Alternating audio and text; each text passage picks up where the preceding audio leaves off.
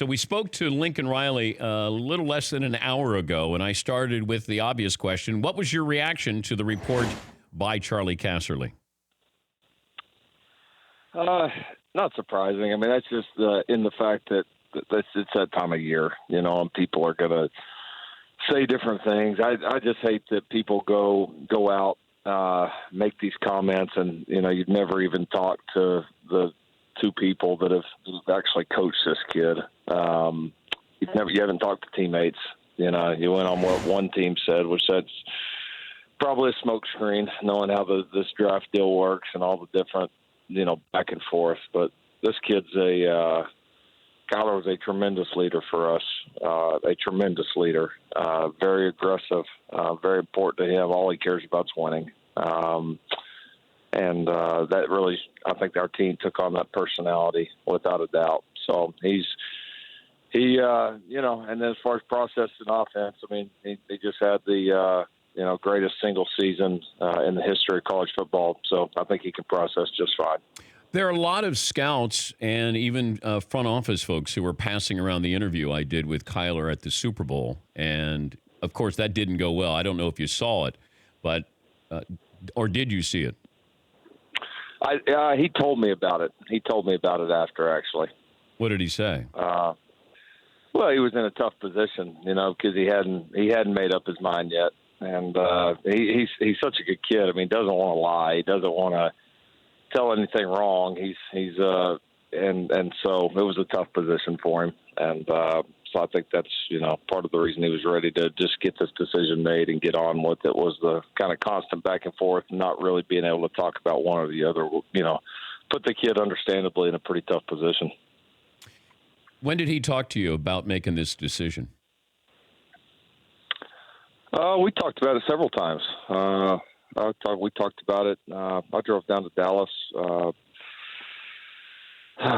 in January, early January, and we visited about it for a while with his family, and then just kind of constant contact over the phone, and since then, and just I didn't want to be pushy. I just wanted to be there in any way that he needed me, and be there to answer questions that he wanted to ask me. So he was thorough with it. I can tell you that he was very thorough with it.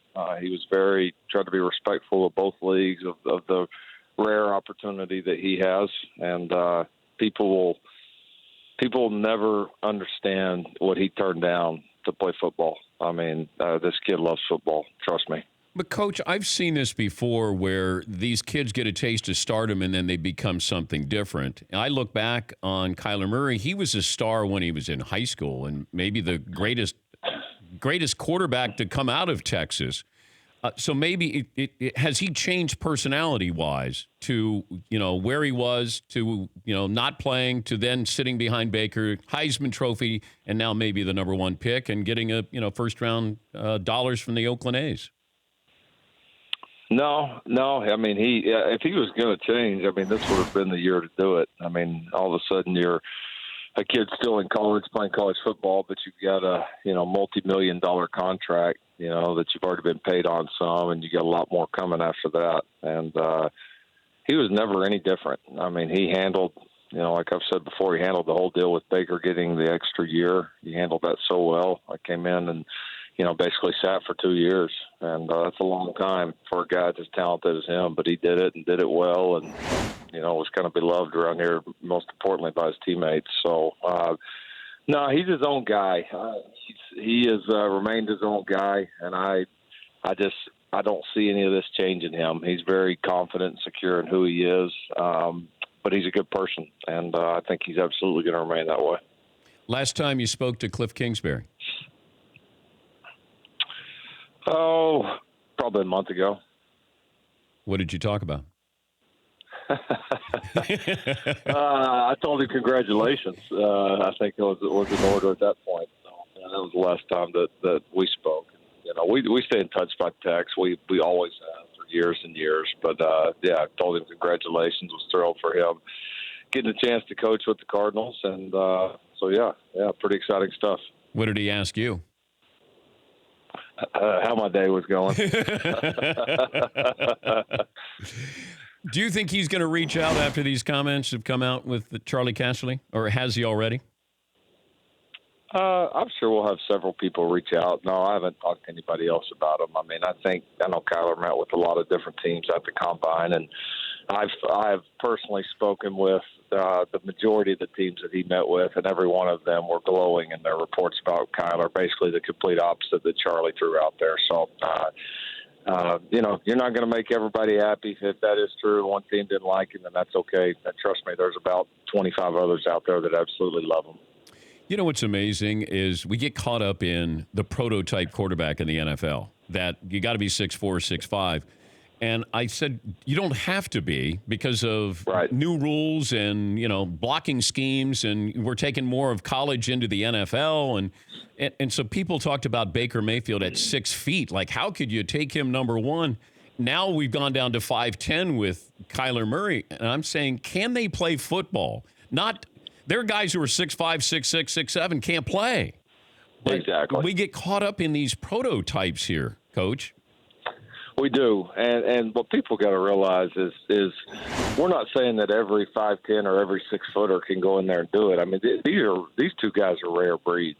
I mean, the guys like this just don't come along, every year or every 10 years, and they're both got unique skill sets. They both play the position just uniquely well, regardless of how tall they are. They're both damn good. And in Kyler's case, you're talking about a skill set that, that college football had never seen and that the NFL's never seen. I mean, you're talking about a rare skill set that, that just gets it done and creates so many problems defensively. I mean, those defense coordinators are getting ready to see there. I mean, you play a guy like this, it's a different world, and not that he's not going to have some growing and continuing to improve as a player. Everybody has that coming into that league, but I mean, this is a different animal here. Well, keep a sense of humor here, Coach, because I know you're going to get a lot of people asking the same questions, and do better in your interviews than maybe Kyler did with me with Gatorade. Okay? Well, it won't be quite as much fun as getting interviewed by you. We'll put it that way. How's Jalen Hurts doing? He's doing great. Yeah, neat kid. And we start spring ball actually tomorrow, so it's going to be a lot of fun to get back on the field with him, with a lot of these new players that we've got in, and try to piece this thing together. Yeah, you're getting spoiled. You got Baker, you got Kyler, you got Spencer Rattler waiting in the bullpen, and you bring in Jalen Hurts. Life's pretty good. Well, that's how it should be at Oklahoma, right? It's been a pretty good run of QBs here, so that's why you want to coach at a place like this.